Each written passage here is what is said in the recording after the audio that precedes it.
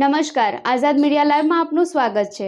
રૂપાલા સામેના વિરોધને ડામવા માટે આજે હર્ષ સંઘવી દ્વારા આણંદ જિલ્લામાં કમલમ ખાતે ક્ષત્રિય સમાજના આગેવાનો અને યુવાનો સાથે બેઠકનું આયોજન કરાયું। હિંમતનગર બાદ આજે આણંદમાં હર્ષ સંઘવી અને રત્નાકરજીની ક્ષત્રિય સમાજના આગેવાનો સાથે તાકીદની બેઠક યોજવામાં આવી।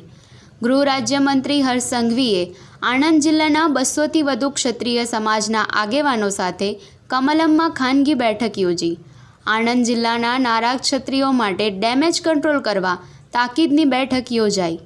આણંદ જિલ્લાના ક્ષત્રિય સમાજમાં રૂપાલા વિશેના આંદોલનને ડામવા માટે આ તાત્કાલિક બેઠક યોજવામાં આવી હતી।